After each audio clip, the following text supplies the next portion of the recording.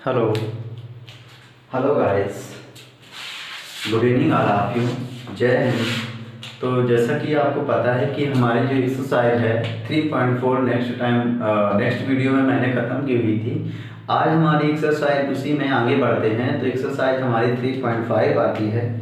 तो ये क्लास 10 की जो मैथ है, पता है आपको क्लास 10 की जो मैथ है उसी बालाजी प्रकाशन, तो उसी में हम आगे बढ़ रहे हैं। तो उसमें देखा है कि एक्सरसाइज हमने 3.4 खत्म की हुई थी।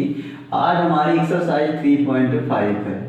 तो हमने सबसे पहले जब एक्सरसाइज 3.1 शुरू की हुई थी तो हमने बताया था कि 2 लाइन्स होती हैं। जैसे 2 लाइनें लिखी हुई हैं, मान लिया कि आपके पास 2 लाइनें हैं।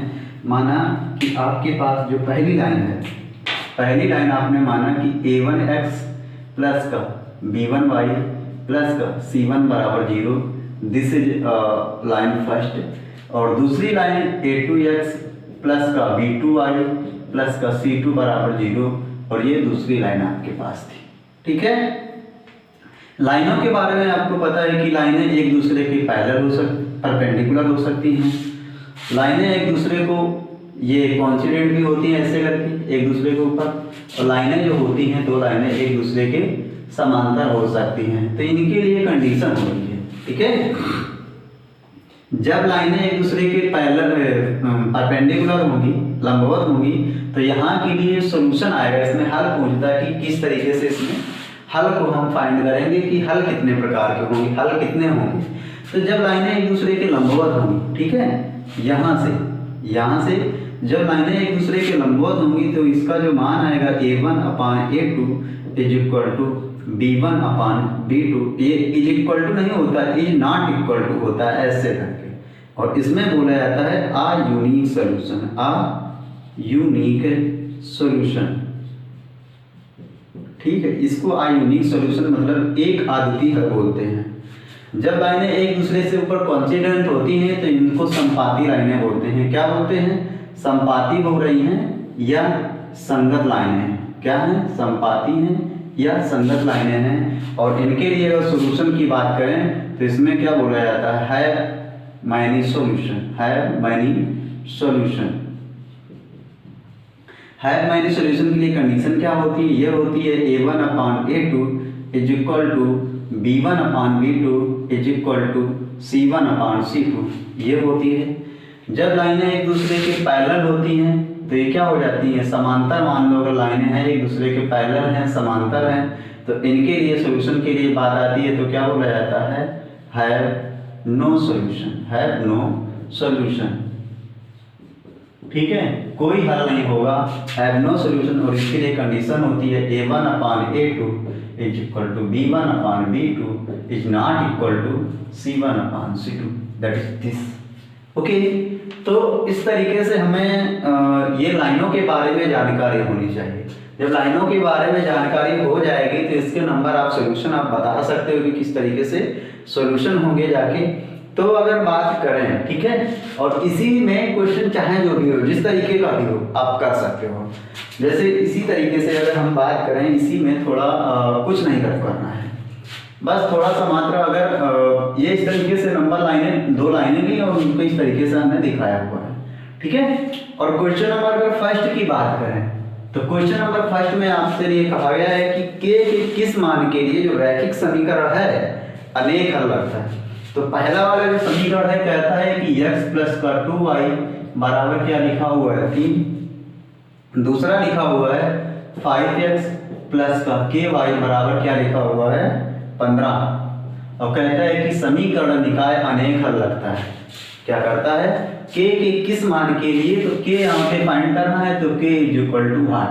k के किस मान के लिए समीकरण निकाय अनेक हल लगता है, तो आप इसमें क्या करो, बता सकते हो ना कि k का मान क्या होगा। k का मान वो क्या होगा जिसके लिए समीकरण निकाय अनेक हल रखेगा। तो उसके लिए कंडीशन ये अप्लाई होगी। तो यहाँ से हो जाएगा 1/5 बराबर, क्योंकि a1/a2 is equal to b1/b2, तो 1/5 यहाँ से थोड़ा नीचे से, तो 1/5 बराबर 2/k बराबर 3/15। तो 3 एकम 3 3 5 15, मतलब क्या होगा जाके 1/5 बराबर 2/k। ठीक है। फिर गुणा होगा जाके तो k बराबर क्या मिलेगा? 10। तो k बराबर 10 के मान के लिए समीकरण निकाय अनेक हल लगता है, ठीक है, क्योंकि तीनों पार्ट हमारे बराबर मिलेंगे जाके 1/5 1/5। तो इसके लिए सॉल्यूशन के लिए बात क्या कर सकते हो कि है बाइनरी सॉल्यूशन, ठीक है। तो ये वाला क्वेश्चन आपका पहला था और 3.5 में तो पहला हमारा क्वेश्चन इस तरीके से लगता है। ओके, अब इसी में आगे के लिए बात करें तो अगला हमारा क्वेश्चन सेकेंड है, इसी पे पूरे क्वेश्चन इसी से लगेंगे। तो क्वेश्चन नंबर सेकेंड में कहता है कि a के किस मान के लिए समीकरण जो निकाय है एक आदती हल है, ठीक है, यूनिक सॉल्यूशन है। तो k सबसे पहले समीकरण लिखना है। तो समीकरण आपके पास लिखा हुआ है 9x माइनस का y बराबर 5, दिस इज फर्स्ट। और दूसरा समीकरण लिखा हुआ है 6x माइनस का a y बराबर 3, एक बराबर 3। और समीकरण नंबर 2 एक आदती हल लगता है, यूनिक सॉल्यूशन होता है। तो इसके लिए कंडीशन क्या होती है, जब कंडीशन ये होती है तो a मतलब a की जगह क्या लिखा हुआ है, a1 की जगह 9 अपान a2 की जगह क्या लिखा हुआ है 6 is not equal to b1 upon b2। तो b1 की जगह क्या लिखा हुआ 1 और b2 की जगह क्या लिखा हुआ 1, क्योंकि माइनस से माइनस तो कैंसिल हो जाएगा, -1 अपान -a, तो माइनस से माइनस कैंसिल तो लेना नहीं पड़ेगा। तो यहाँ से इसको काट दो एक बार, 3 3 9 3 दूना 6। तो यहाँ से अगर त्रिज्या गुणा करवाओगे तो ये हो जाएगा 3a is not equal to 2 या a is not equal to 2/3। मतलब कि a का मान a के किस मान के लिए समीकरण निकाय अनेक हल लगता है। तो a के लिए क्या हो जाएगा, अगर a के मान फाइंड करोगे तो a belong to all real number except 2/3, ठीक है। ये मतलब कि ऑल रियल नंबर तो होंगे जाके, लेकिन 2/3 को छोड़कर हमारा जो k का मान हो, a का मान होगा, इसको निर्धारित करेगा जाके, ठीक है, ऐसे करके। तो इस तरीके से हम इसमें बता सकते हैं कि हमारा a का मान इस तरीके से मिलेगा। ओके, आगे हम दूसरा क्वेश्चन ये हमारा लगा, इसको हटाते हैं। तो इसको तो बराबर रखना ही है क्योंकि आगे सवाल इसी पे लगेंगे आपके, ठीक। आगे ये अब क्वेश्चन नंबर तीसरा है, ठीक है। क्वेश्चन नंबर तीसरे में बोलता है, कहता है कि a का y मान ज्ञात कीजिए जिसके लिए समीकरण 10x प्लस का 5y बराबर a -5 तथा 20x प्लस का 10y माइनस a बराबर 0 के लिए अनेक हल लगता है। तो सबसे पहले समीकरण जो है उसको हमें लिख लेना है। तो a का मान के लिए अनेक हल लगता है, तो ये ठीक है। क्वेश्चन नंबर तीसरा है, तो पहला समीकरण लिखा हुआ है 10x प्लस का 5y बराबर क्या लिखा हुआ है 10x प्लस का 5y बराबर a माइनस का 5, और ये समीकरण नंबर आपके पास 1 है। दूसरा वाला समीकरण लिखा हुआ है 20x प्लस का 10y बराबर क्या है a, और ये समीकरण नंबर 2 है। a के मान के लिए अनेक हल लगता है, तो a के मान के लिए है मनी सॉल्यूशन के लिए कंडीशन क्या है, तो उसको देखो। तो ये हो जाएगा 10/20 बराबर 5/10 बराबर a माइनस 5 अपान a। अनेक हल लगता है तो 10 एकम 10, 10 दूना 20, 5 एकम 5, 5 दूना 10, मतलब कि 1/2 बराबर a माइनस 5 अपान a, या 2a माइनस का 5 टू जा 10 इज इक्वल टू क्या हो जाएगा a इधर आएगा, ट्रांसफर हो गए तो बचेगा a, उधर जाएगा 10। तो a बराबर जो मान आएगा क्या आएगा 10। तो a बराबर 10 के लिए जो मान आया है हमारा a बराबर 10 के लिए समीकरण निकाय है अनेक हल लगता है। ओके, तो this is the condition of have many solution because you have two equation and find the value of a for have many solution, then we find the value of a have many solution। okay, तो इस तरीके से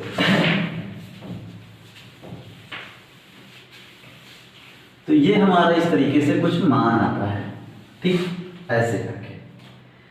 और ये question number तीसरा था हमारा। तो a बराबर क्या मिला मान जाके 10, तो सम्मान हमने लगाया, ये 10वां क्वेश्चन था, ठीक है। अब क्वेश्चन नंबर 11 पे बात करते हैं। तो क्वेश्चन नंबर 11 भी मेरा कुछ इस तरीके से है कि इसमें हम देखते हैं कि किस तरीके से क्वेश्चन नंबर 11 हमारा लग रहा है। तो question number not 11, only 4 not 11। तो 11 नंबर में कहता है कि एक समीकरण निकाय जो है एक समीकरण युग्म संगत है। क्या कहता है कि एक समीकरण युग्म संगत है, तब रेखाएं भी संगत होंगी या नहीं। ठीक है, तो अब आपको पता है कि रेखा जब समीकरण युग्म संगत है, संगत के लिए देखो रेखाएं संपाती होंगी या संगत होंगी, तो हमारी कंडीशन क्या हो रही है, जब हमारा समीकरण निकाय संगत है तो रेखाएं भी तो संगत होंगी, क्योंकि हमने रिलेट किया है लाइन से। ठीक है, लाइन से रिलेट किया हुआ है, तो जो समीकरण हमारा संगत है तो रेखाएं भी तो संगत होंगी। तो इसके लिए कंडीशन क्या अप्लाई हो जाएगी, A1/A2 is equal to B1/B2 is equal to C1/C2। तो इसमें क्या बोलेंगे, if the line are coincident then equation are also coincident. मतलब कि अगर रेखाएं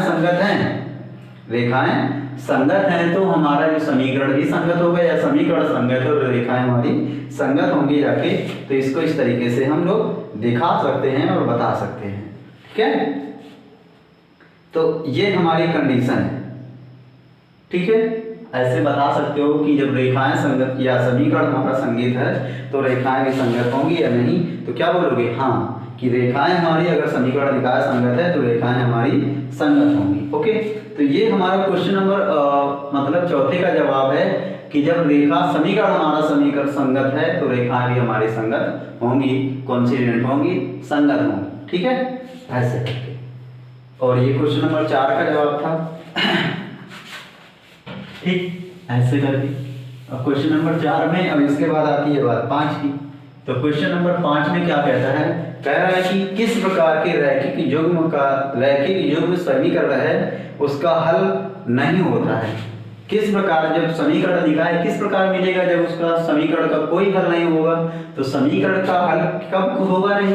तो इसके लिए कंडीशन क्या होती है, A1/A2 is equal to B1/B2 is not equal to C2। तो ये कब हल नहीं निकाय होगा, जब रेखाएं दोनों कैसी होंगी, पैरेलल। रेखाएं कैसी होंगी, पैरेलल होंगी। तो हमारा समीकरण जो निकाय है उसके लिए कोई हल प्राप्त नहीं होगा जब रेखाएं पैरेलल होंगी। और उसके लिए कंडीशन हमारी होगी A1/A2 is equal to B1/B2 is not equal to C1/C2। This is the equation of parallel line. Okay, आगे बढ़ते हैं इसी में। ठीक, तो आगे बढ़ने, अगला नंबर 5वां नंबर था क्वेश्चन नंबर 6 के लिए। तो क्वेश्चन नंबर 6 में कहता है कि दो रैखिक समीकरण ग्राफ समांतर रेखाएं हैं। दो रैखिक समीकरण ग्राफ जो हैं एक पैरेलल लाइन के रूप में है, ऐसे करके। ठीक है, तो कह रहा है कि तब रैखिक युग्म समीकरण के कितने हल प्राप्त होंगे। मान लो ऐसे करके, ऐसे करके एक लाइन इधर से गई, एक लाइन इधर से गई। कहता है कि बोथ लाइन आर पैरेलल। तो कहता है कि कितने सॉल्यूशन प्राप्त होंगे, हल कितने होंगे। तो इसके लिए क्या बोलोगे, हैव नो सॉल्यूशन, कोई हल प्राप्त नहीं होगा। क्या बोलोगे, कोई हल प्राप्त नहीं होगा। क्वेश्चन नंबर ये हमारा है 6 का आंसर। जब दोनों line, both line are parallel, there we have no solution, we can't no solution, कोई हल प्राप्त नहीं कर सकते इसके। ठीक है, इस तरीके से। और आगे बात करते हैं क्वेश्चन नंबर 7 के लिए। तो क्वेश्चन नंबर 7 में देखो हमसे क्या कहा है। क्वेश्चन नंबर 7 में कहता है कि एक रैखिक समीकरण युग्म का अद्वितीय हल, इसका आलेखी रूप कितने बिंदुओं पर प्रतिच्छेद करता है। कहता है एक जो रैखिक युग्म समीकरण का अद्वितीय हल, ठीक है, एक रैखिक युग्म का अद्वितीय हल, एक यूनिक सॉल्यूशन है, अद्वितीय हल, इसके आलेखी रूप पर कितने बिंदुओं पर प्रतिच्छेद करता है। तो मान लो इस तरीके से कोई एक लाइन है, ये एक लाइन यहाँ से काट दी और एक लाइन यहाँ से काट दी, ऐसे करके। ठीक है, तो कहता है कि जहाँ पर ये प्रतिच्छेद कर रहा है, ठीक है, इस जगह मान लो प्रतिच्छेद करता है, तो कहता है कि यहाँ पर कितने हल प्राप्त होंगे। ठीक है, एक लाइन ये गई, एक लाइन ये गई। तो कहता है आरेखी बिंदु पर जहाँ पर प्रतिच्छेद करता है तो इसके लिए कितने सॉल्यूशन प्राप्त होंगे? Because both line are perpendicular to each other then we have a unique solution. एक हल प्राप्त होगा जाके, और उसके लिए कंडीशन हमने ये नोट डाउन की हुई है, या आप दोबारा से नोट डाउन कर सकते हो कि A1/A2 is not equal to B1/B2, और इसके लिए जो हल होगा जाके कितने हल प्राप्त होंगे? एक हल। और कितने बिंदुओं पर कट जाएगी? तो एक। Then we have are unique solution and cut the line 1 point, तो इसको एक बिंदु पर दिखा सकते हैं। ठीक है, और ये क्वेश्चन नंबर हमारा 7वें का आंसर है। ओके, क्वेश्चन नंबर 7वें का आंसर है। चलो क्वेश्चन नंबर 8वें पे बढ़ते हैं। तो क्वेश्चन नंबर 8वें में देखो क्या कहा है। क्वेश्चन नंबर 8वें में कहता है कि यदि दो रैखिक समीकरण के आरेखी रूप में प्रतिच्छेदक रेखाएं हैं, कहता है यदि दो रैखिक समीकरण के आरेखी रूप में दो प्रतिच्छेदक रेखाएं हैं तब रैखिक समीकरण के कितने हल प्राप्त होंगे? तो वही बात जो क्वेश्चन नंबर 8 में है, 7th में की, वही 8th में है कि एक ग्राफ है, ये एक रेखा इस तरीके से आ रही है और एक रेखा ने इस तरीके से काट दिया। मान लो यहाँ पे किया प्रतिच्छेदक रेखाएं हैं, लाइन आर परपेंडिकुलर या प्रतिच्छेदक रेखाएं, इसको तो जब रेखाएं प्रतिच्छेदक एक दूसरे को काट रही हैं तो कहता है कि रैखिक समीकरण जो युग्म है उसके लिए कितने हल प्राप्त होंगे? तो इसके लिए कंडीशन क्या बनेगी जाके A1/A2 is not equal to B1/B2, और इसके लिए हल के लिए बात करोगे तो क्या कह रहा है? एक हल। क्या होगा जाके? एक हल प्राप्त होगा जाके। कितना है क्वेश्चन नंबर 8वां? तो इसको इस तरीके से दिखा सकते हो। एक ग्राफ पे line are both line are perpendicular to each other या cut to each other, then we have a unique solution and condition of this. Okay, इस तरीके से।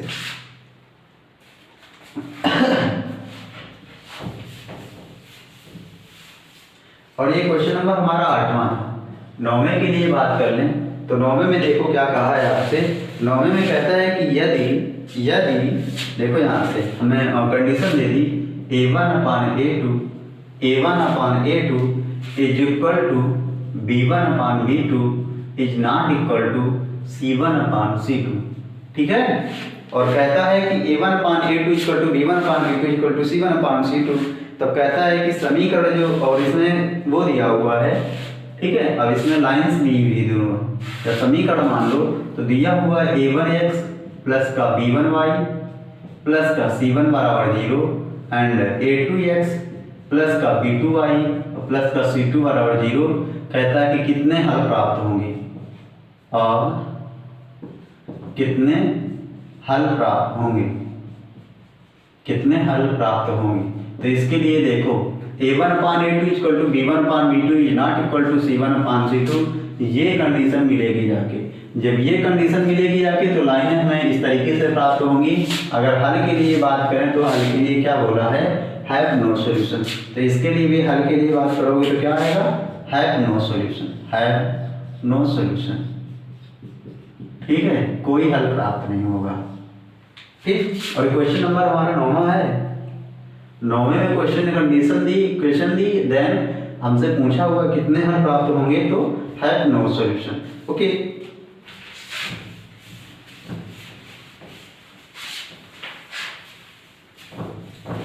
अब फिर आगे बात करते हैं तो 10th नंबर क्वेश्चन की। 10th नंबर क्वेश्चन में हमसे क्या कहा है?